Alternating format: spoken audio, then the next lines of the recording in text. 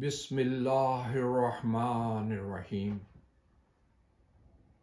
Assalamu alaikum wa rahmatullahi wa barakatuhu. My presentation today, inshallah, is going to be under the auspices of Masjidullah, Islamic Studies Institute, the 2021 Ramadan lecture series. Having said that, I want to pick up the topic on the names of God, names of Allah, and its impact on building human character. That's the topic of my presentation today. So let me repeat. The topic being names of Allah and its impact on building human character. So I'm going to have some reflections on this topic and share those reflections, inshallah, with all of you. A'udhu billahi minash shaitanir rajim. Bismillahir rahmanir rahim. Allahu la ilaha illa huwa lahul asmaul husna. Chapter of Al-Quran, chapter number 20, verse number 8. This particular verse can be translated as, He is Allah, there is no other, cannot be, and will never be one worthy of worship but He. All the most beautiful names belong to Him. Al-Asma'ul Husna, all the most beautiful names belong to Him. I like to pick up these last two words, Al-Asma'ul Husna, which is being translated as all the most beautiful names belong to Him. The word Al-Asma is the plural of Ism.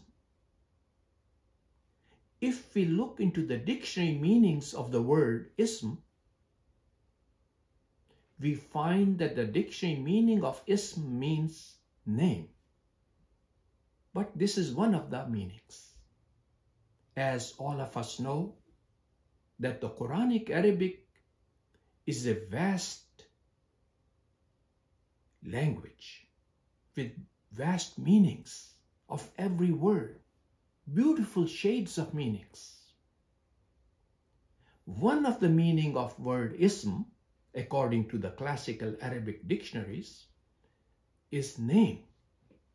Ism means name, but it also means attribute. Names of Allah means attributes of Allah. Powers of Allah. So these are the meanings of the word Ism. Name, attribute, power. And the other word is Husna or Husna, meaning excellent, beautiful. So these are the meanings of the word Hasuna. So Al-Asma'ul Husna can be translated as all the most beautiful names, attributes, and powers belong to Him, belong to Allah.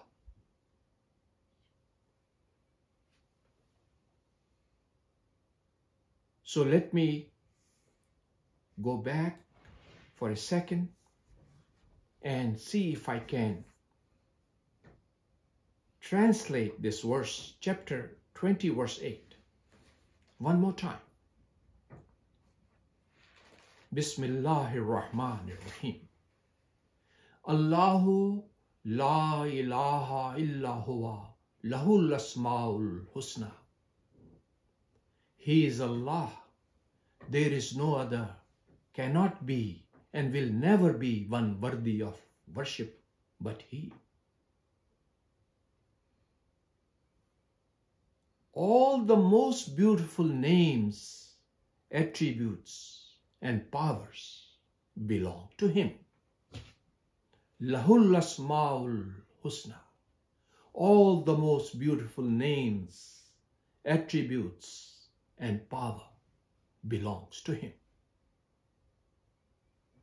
That's how I look at when I look at the meanings, at the message of this verse.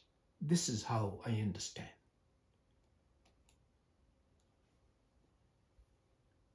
The Holy Quran is our guide.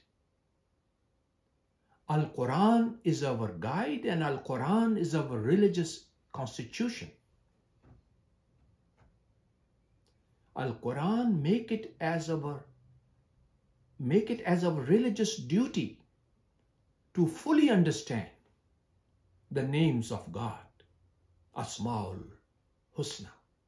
God's powers, God's attributes have to be fully understood. That is our obligation to our all merciful God, Allah subhanahu wa ta'ala.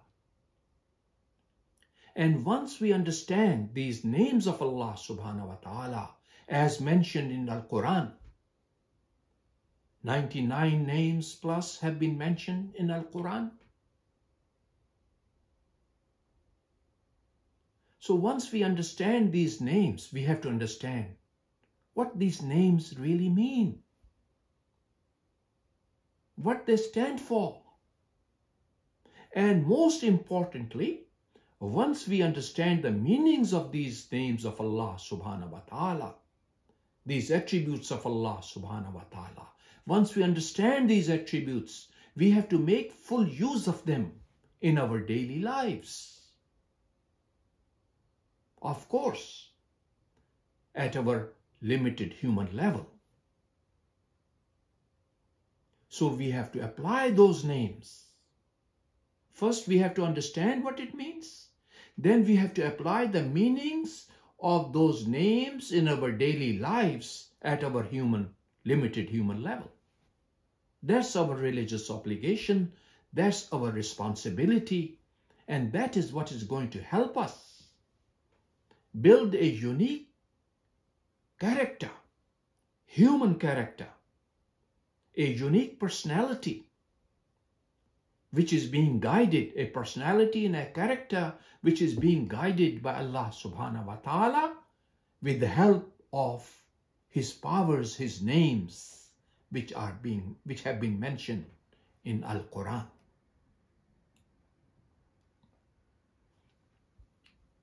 Let me read another verse of Al-Quran, chapter 2, verse 138.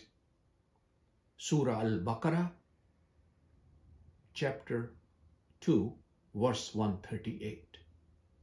Bismillahir Rahmanir Rahim. Sibghatullahi wa man ahsanu minallahi sibgha wa nahnu lahu abidun. Which can be translated as, conceptual translation, assume the attributes of Allah, assume the powers of Allah at our human level, of course. So the translation says, assume the attributes of Allah, the names of Allah, and who is fairer? Who is fairer than Allah in His attributes? We are His worshippers ever. وَنَحْنُ لَهُ عَابِدُونَ. We are His worshippers ever. So Sifatullah, the colors of Allah, the attributes of Allah, the hues of Allah are called here Sifatullah. The attributes of Allah, the colors of Allah. We have to assume that colors and attributes and hues of Allah subhanahu wa ta'ala. And who is fairer than Allah in attributes? We are His worshippers ever.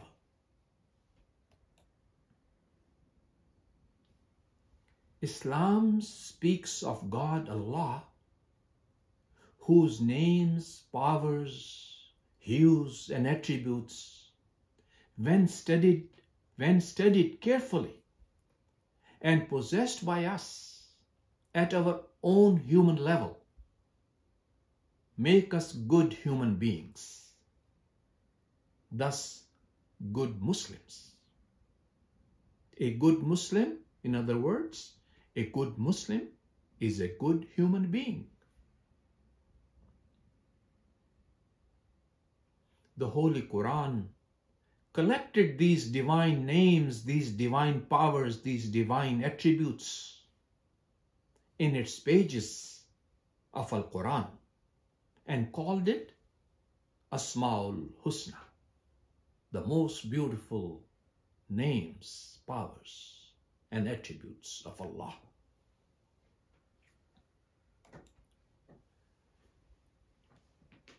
The concept of religion in Islam, the concept of deen, Deenul Islam, is not merely rituals. It's not merely rituals or ceremonies and formal aspects of worship of God. Its chief objective is to mold, develop, and build an excellent human character. So we have to keep that in mind, that the concept of our religion, Al-Islam, is the objective is to mold, develop, and build an excellent human character, an excellent human personality. So Al-Quran guides us. Al-Quran guides us by telling us the powers of Allah, the attributes of Allah, the names of Allah, and those powers, those attributes have to be applied in our lives so that we can become a good human being and thus a good Muslim.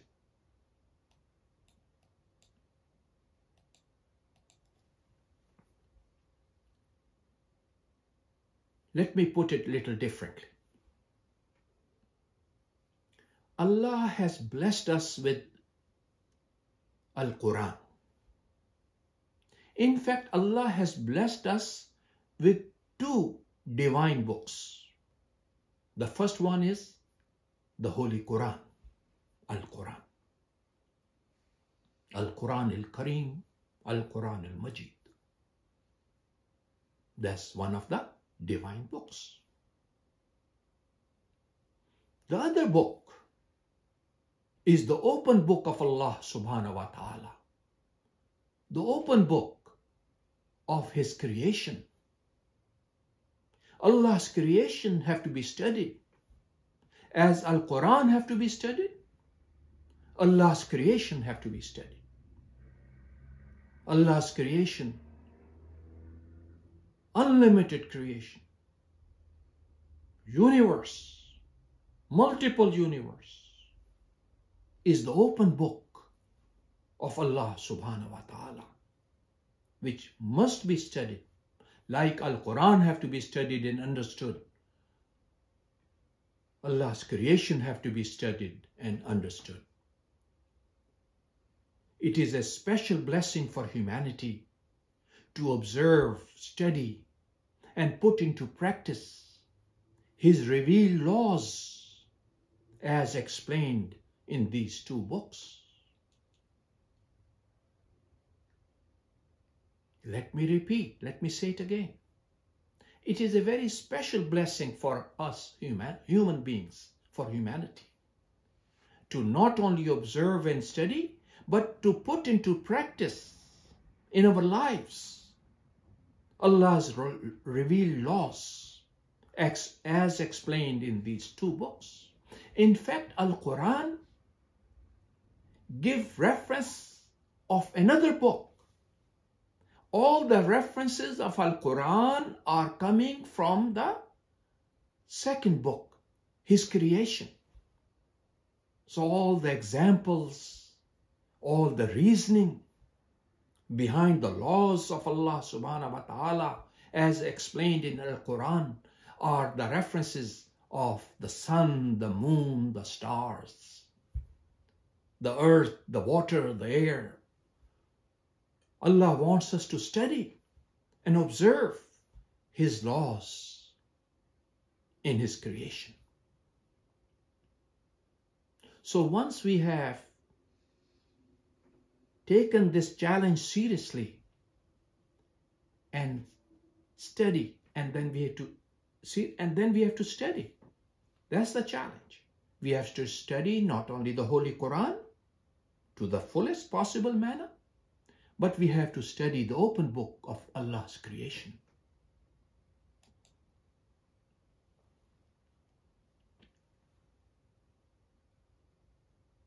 First of all, I like to take this opportunity to speak of the importance of knowledge.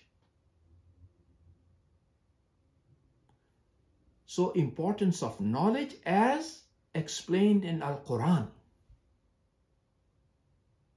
So once we have gained some knowledge of Al-Quran and the teachings of Al-Quran and the message of Al-Quran and the guidance of Al-Quran, once we have that knowledge, then don't forget we have the responsibility to gain knowledge about Allah's creation as well, the other book.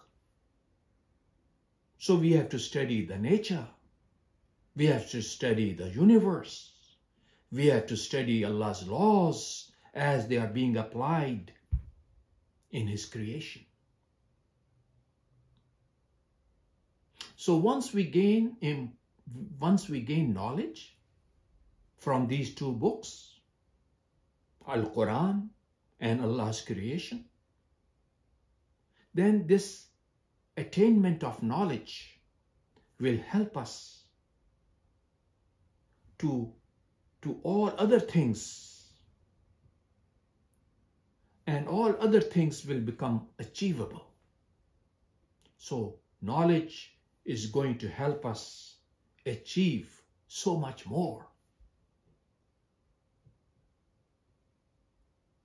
So I'm going to focus at this time on the relationship between knowledge, or the importance of knowledge, and names of Allah subhanahu wa ta'ala.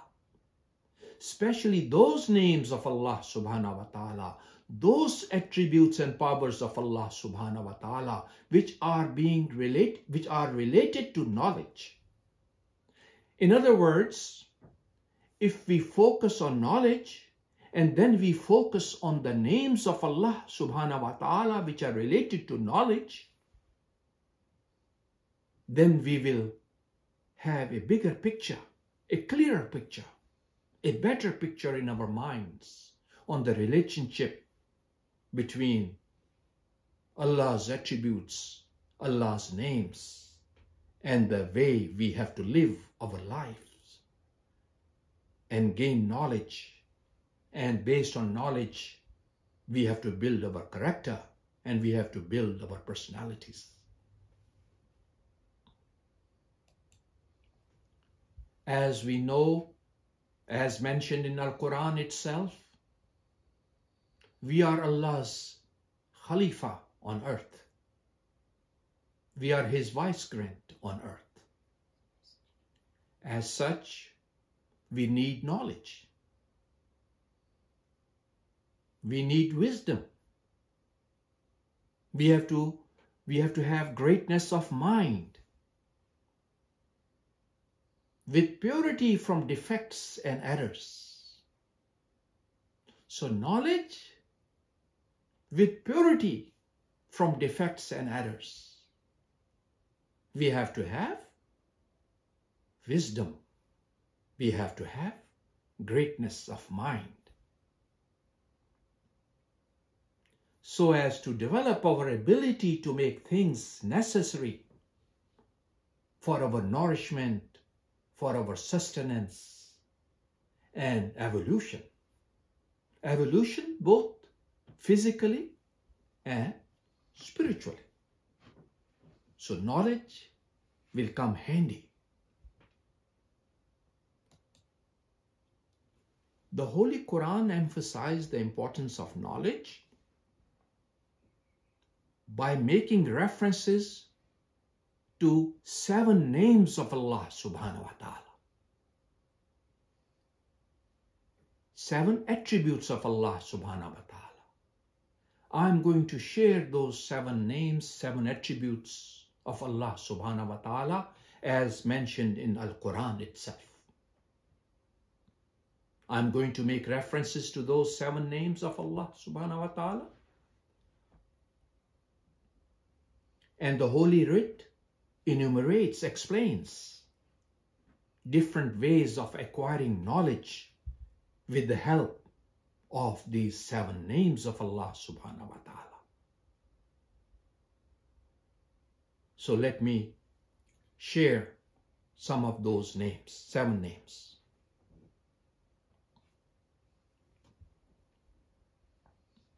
The 7 names are: number 1, Allah subhanahu wa ta'ala tells us He is Alimul Ghayub. He is Alimul Ghayub. The second name, as mentioned in Al-Quran, is that Allah subhanahu wa ta'ala is Al-Alim. Al-Alim. The third is Al-Latif. Al-Latif. These are the names mentioned in Al-Quran, names of Allah subhanahu wa ta'ala, Asma'ul Husna. Most beautiful names.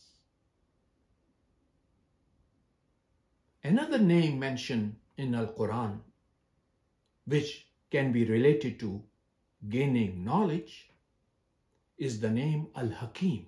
Al-Hakim. Allah is Al-Hakim. Allah is also Al-Basir. Al-Basir. That's the 5th name mentioned in Al-Quran. Another name mentioned in Al-Quran is As-Sami. As-Sami. And the 7th attribute of Allah subhanahu wa ta'ala is Al-Khabir. Al-Khabir.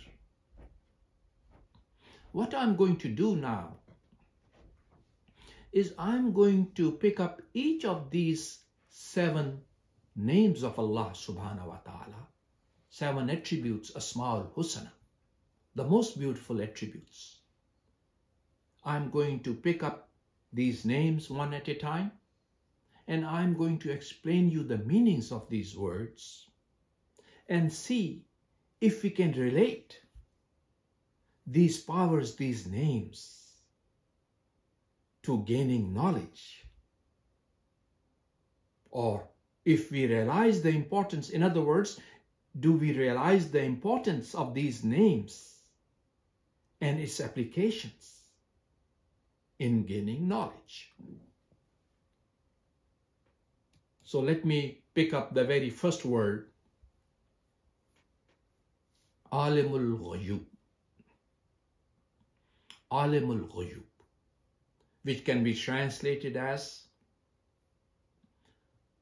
the perfect one who knows hidden and unseen realities. Alimul Ghayub.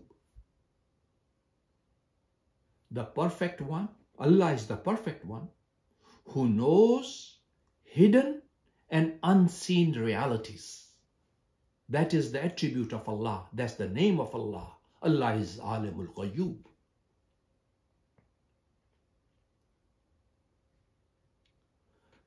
In other words, once we understand this, the meanings of this word, we have to reflect, and we have to think like this: whether our complete knowledge of hidden realities and secrets cannot hope to come to the divine perfection. We have to reflect. And of course, the answer is we cannot hope to come to the divine perfection. Allah is perfect. Allah is a perfect Alamul Ghayub. Our complete knowledge cannot even reach to that perfection. But at our human level, our learning and attainment in the various branches of knowledge, like the laws of Allah, laws of nature, what we call sciences, will enable us to understand and learn the unknown realities behind Allah's creation. At least that's what we should try. That is attainable to a human level. Not to that perfection of divine perfection, not to that level. That is unique to Allah subhanahu wa ta'ala. But at our human level, we have to try to learn and attain various knowledge of various branches of Allah's creation. Laws of nature, we say. Laws of nature have to be studied. We have to study sciences, in other words. We have to focus on the study of sciences. Study of sciences to me basically means the studies of laws of nature, the laws of Allah, laws of Allah's creation. We must study that open book. This will help us and will enable us to understand and learn the unknown realities behind Allah's creation. Are we interested? Are we, as Muslims, are we interested in studying the laws of nature? Are we interested in studying sciences? Study the laws of Allah subhanahu wa ta'ala? Are we interested as Muslims? Are Muslims supposed to be good scientists, good engineers, good scholars of sciences? Do we have to study the sciences behind Allah's creation? We have to reflect like that. We have to think like that. And of course, we must. That is the purpose of Allah subhanahu wa ta'ala telling us that He is Alimul Ghayub.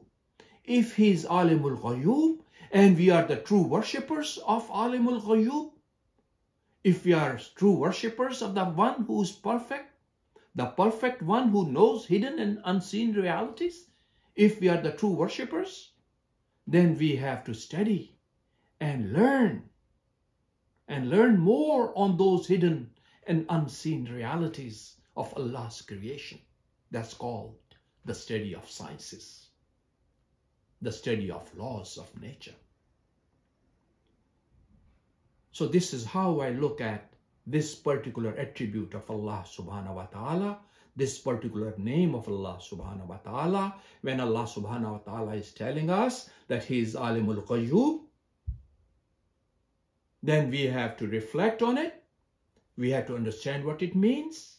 And then we have to apply that power, that attribute in our own life. And see if we can develop a good character of a good human being, a good Muslim who's knowledgeable about knowledgeable about the laws of Allah subhanahu wa ta'ala, who's knowledgeable about sciences, who's knowledgeable about the laws of nature. So as Muslims, this is our challenge. We have to focus on knowledge. We have to focus on sciences. We have to focus on the studies, the laws of nature. We have different names of the laws of nature. Physics, mathematics, biology, geology, environmental sciences. These are the sciences of, these are the laws of Allah's creation which must be studied. We can name it whatever we like to name it as physics, mathematics, but to me, these are the laws of Allah. These are the laws of nature. And there are so many hidden realities there. The perfect one knows all the hidden realities, all the hidden and unseen realities. But as human beings, we have to do our best to learn and gain knowledge of all those hidden and unseen realities to the best of our abilities. This is the evolution of sciences. This is the evolution of human knowledge related to the laws of Allah, laws of nature. So we must focus as Muslims in gaining knowledge related to the sciences or the laws of nature.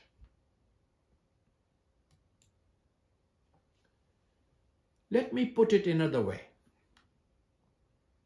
Our spiritual and mental eyes can perceive or see those hidden realities.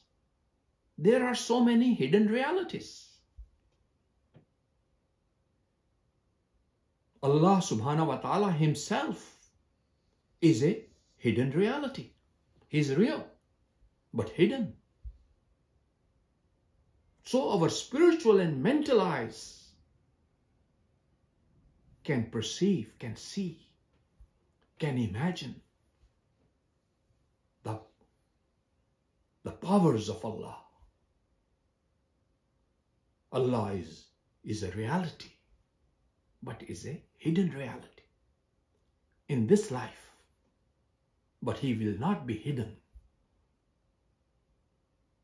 We will have full understanding of Allah subhanahu wa ta'ala. His powers will be in full play on the day of the judgment, in the afterlife. Let me give you another hidden reality. Angels, malaika. Angels are also reality and they are hidden reality. So we have to have knowledge, spiritual and mental eyes which can perceive or see those hidden realities. Another hidden reality is hell and heaven. Hell and heaven, Jannah, heaven is a reality. Heaven's paradise is a reality. It is hidden in this life. So we have to have spiritual and mental eyes to perceive the hidden reality of heaven and paradise and hell and the fire of sin, which is also reality. So as we develop this knowledge, spiritual knowledge, mental knowledge, intellectual knowledge, we become more aware of Allah subhanahu wa ta'ala. We start believing in Allah subhanahu wa ta'ala. We start believing in angels. We start believing in hell and heaven. And moreover, we also start believing in hidden realities beyond Allah subhanahu wa ta'ala, beyond angels, beyond hell and heaven.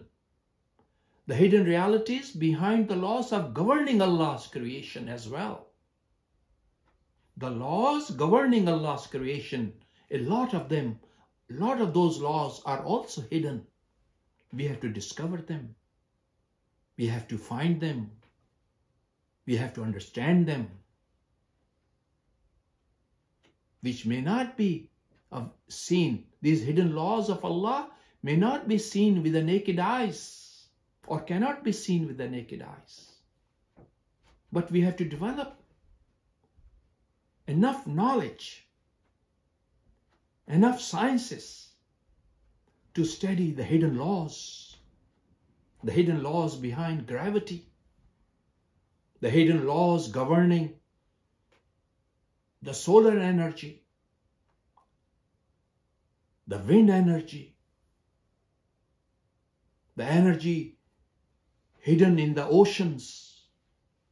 Once we understand those laws, we can make use of those laws and produce solar energy, produce wind energy, energy from the waves of the oceans. So these are the challenges of all us human beings.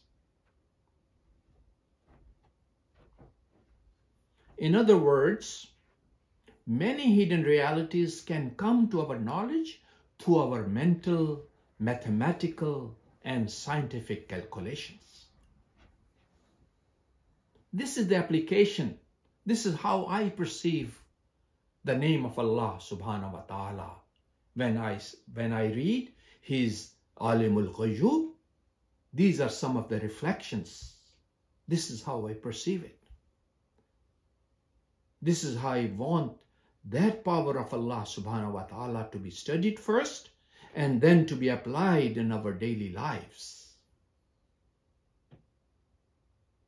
This is what is called Tasbihullah. This is Tasbihullah, adoration of Allah. This is my understanding of the adoration of Allah subhanahu wa ta'ala. Let me pick up the second name of Allah subhanahu wa ta'ala, second attribute, seven power of Allah subhanahu wa ta'ala, as mentioned in Al-Quran. Al-Alim, Al-Alim,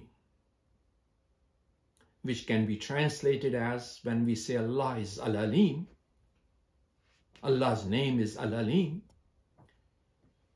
it can be translated as one whose knowledge comprehends every other thing.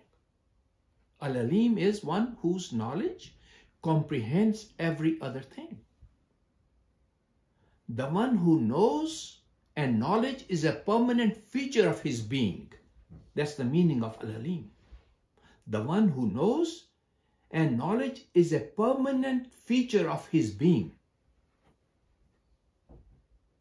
That is what Al-Alim means. Now reflect on this divine attribute, on this divine name of Allah subhanahu wa ta'ala. Reflect on it. This divine name makes it obligatory on us at a human level to master the various sciences of knowledge and perfect ourselves in all branches of learning. If Allah subhanahu wa ta'ala is Al-Alim, so we have to be Al-Alim as well. We have to gain knowledge. We have to know what is going on around us. We have to be knowledgeable, in other words. The divine name makes it obligatory on us at our human level to master the various sciences of knowledge and perfect ourselves in the branches of sciences in the branches of learning. Let me give you another name of Allah subhanahu wa ta'ala for our reflections. When Allah subhanahu wa ta'ala tells us in Al-Quran that He is Al-Latif, He is Al-Latif, that's the name of Allah subhanahu wa ta'ala. Which can Al-Latif basically means, or the meaning is, one who understands. Al-Latif is one who understands and possessive minute and subtle insight into very delicate and fine things, and one who is sharp-sighted. Al-Latif. One who understands and possessive very minute, subtle insight, and who is sharp-sighted. His insight is into very delicate and fine things. That is why he is called Al-Latif. So now we have to apply that attribute of Al-Latif in our own personalities to build our own character related with knowledge. In short, the worshipper of Al-Latif, if we are true worshippers of Al-Latif, the Arabic word is Abdul Latif. Abdul Latif. If we want to be Abdul Latif, the true worshipper of Al-Latif, then we have to understand what Al-Latif means. And then we have to try to achieve that insight and that power and that attribute. We have to understand that attribute and then apply that attribute in our own personalities. In brief, the worshipper of Al-Latif is the one who understands complicated and intricate problems, very, very delicate and fine problems, and try to possess minute, subtle, and sharp insight in fine and delicate matters. That is what Abdul Latif means. Those matters that do not come within the knowledge of ordinary people. We have to be Abdul Latif. So we have to gain knowledge into learning about knowledge related with possessing information and knowledge related with minute and subtle and sharp insight into fine and delicate matters. That is the application of the name of Allah in our personal lives as a human being, as a Muslim. The fourth name of Allah subhanahu wa ta'ala as mentioned in Al-Quran is Al-Hakim. Al-Hakim. This particular name, this particular attribute, this particular power is also related with knowledge. Let me give you the meaning of Al-Hakim. Al-Hakim basically means one who is wise and full of wisdom. Al-Hakim. One who is wise and full of wisdom, and one who is free from doubt, who discriminates between truth and falsehood, is also Al-Hakim. Allah discriminates between truth and falsehood, who uses things in the most efficient and the best ways, is also Al-Hakim. These are the meanings of Al-Hakim. Let me give you the meaning one more time.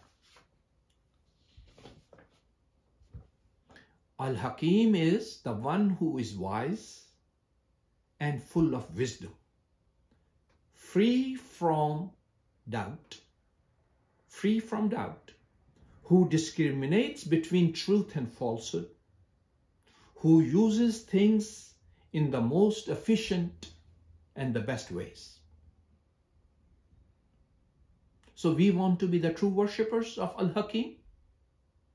We want to be Abdul Hakim. Then we have to reflect on this power or these attributes or attribute of Al-Hakim.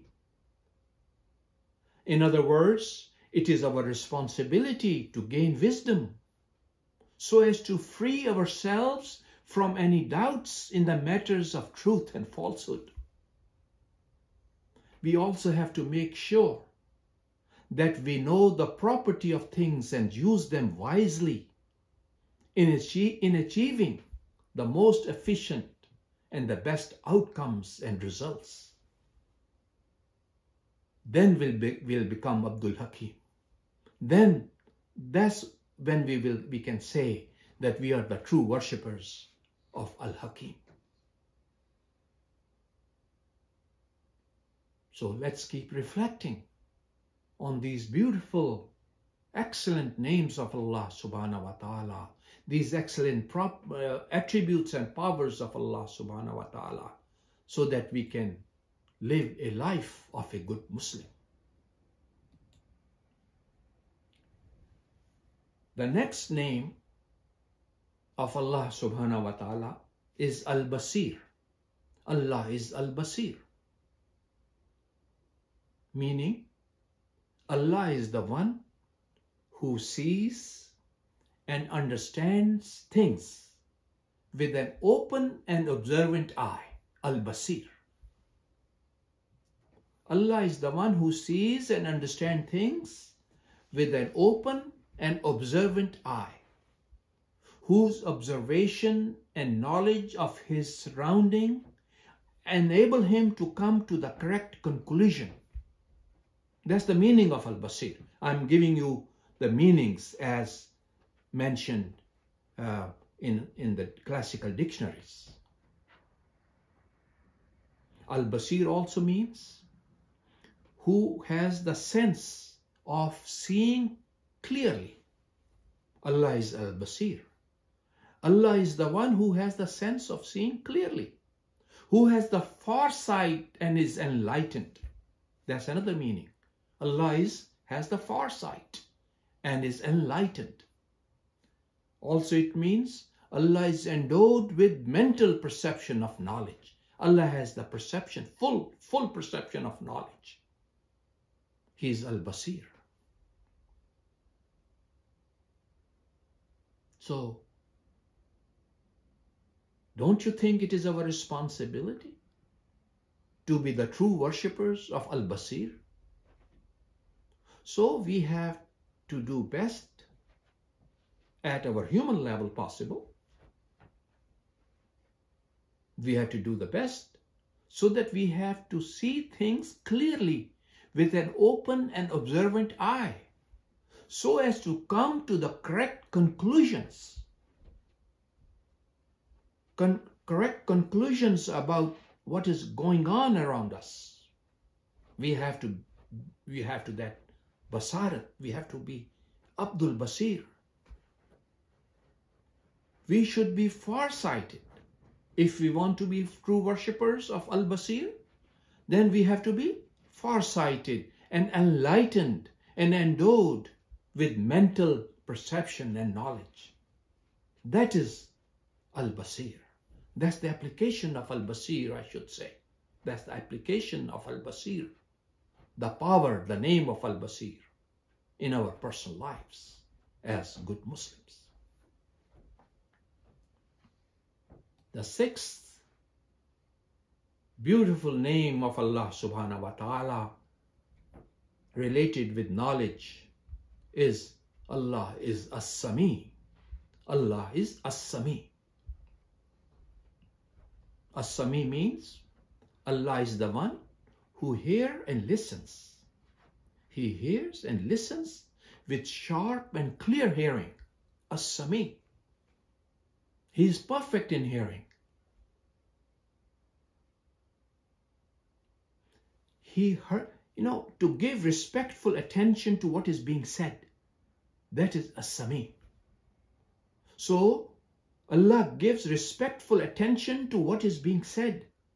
What is being said in the prayer, for example, what we talk, He is As-Sami. So He is the one who give heed to. To give heed to something is also As-Sami. So these are the attributes, these are the meanings of the word As-Sami. One who hears and listens. Let me repeat. One who hears and listens with sharp and clear hearing, hearkening to give respectful attention to what is being said and to give heed to. So now we have to apply it to our personalities as human beings. These attributes, this particular attribute of As-Sami. So now when we apply this particular attribute of As-Sami, in other words, when we have to be true worshipper of As-Sami, Abdus Sami, we should focus and give heed to the truth and give respectful attention to what is being said, and eventually convey the message of truth to others. That's how we apply this power of Allah subhanahu wa ta'ala in our own personalities, so that we can develop a good Muslim character. So we should be hearing and listening with sharp and clear hearing, because it has many advantages.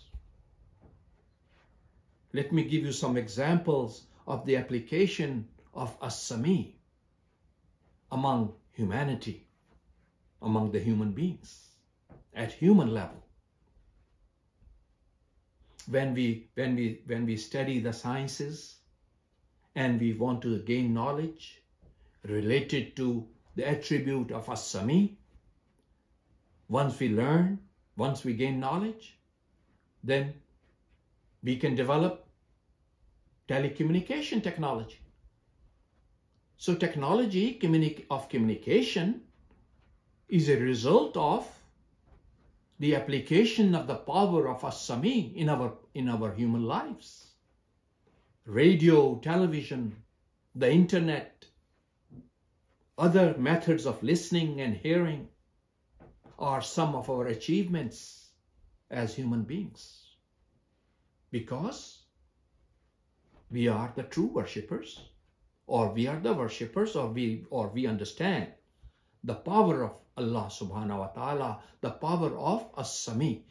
Those of us who understand this power of As-Sami and apply it in our lives can develop new innovations, new technologies related with communication, television, radio, internet. All these are examples of the human knowledge.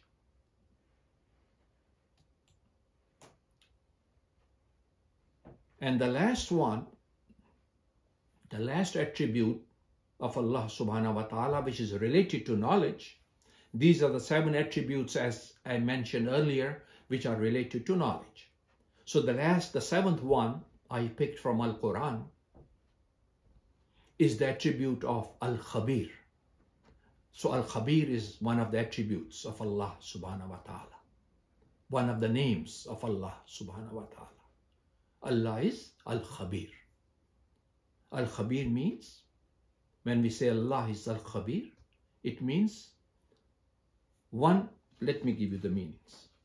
Allah is the one who is all aware, who knows and have full knowledge and understanding. One who is acquainted with the news and development. one who is acquainted, I should say. So Allah is the one who is all aware, who knows and have full knowledge, and He is well acquainted. So it is our responsibility as Muslims to remain aware and knowledgeable about our surroundings and our happenings in our surroundings. We have to be alert. We have to have khabar. There is a difference. Let me give you the word khabar from al-khabir. The root word is khabar. Al-alim, the root word is ilm. The difference between ilm and khabar is that ilm is a knowledge even before the happening of an event. That is called ilm. Ilm is a knowledge even before the happening of an event. While khabar is the news connected with deed, action, amal. So khabar is the news which is connected with deed, action, and work. That is khabar. So it is our responsibility to learn from this root, from these attributes of Allah subhanahu wa ta'ala. And it is our responsibility as Muslims, I should say, to remain aware and knowledgeable about our surroundings and happenings. We should have full knowledge of and understanding and remain acquainted with the news, with the khabar of the word, and keep ourselves informed of the developments that takes place on the earth and in the universe. That is how we can apply the powers of Allah, the names of Allah in our personal lives as human beings, and develop a good human character, a good Muslim character. So in conclusion, on a human level, the attributes of Almighty God, Allah, have to be inculcated in us for our own benefit, and our own development, both spiritual development and physical evolution. The possession and application of these 7 forms of knowledge, 7 attributes of Allah, these 7 attributes of Allah subhanahu wa ta'ala are the 7, I call them the 7 forms of knowledge, is the religious duty of every worshipper of the Almighty God, Allah subhanahu wa ta'ala. Making him a true human, in order to make ourselves as a good human being and a great and honorable Muslim, we have to study these attributes of Allah subhanahu wa ta'ala as mentioned in Al-Quran. Inshallah, let me conclude here. Inshallah, in my next presentation, I will pick up many other attributes of Allah subhanahu wa ta'ala as mentioned in Al-Quran and try to understand it better and see how we can not only understand the meanings, conceptual meanings of those attributes. Conceptual meanings of those attributes have to be studied, have to be understood, and then applied in our lives. That is the responsibility of all Muslims whose guidance, whose constitution, religious constitution, is Al-Quran. Thank you so much. Assalamu alaikum wa rahmatullahi wa barakatuh.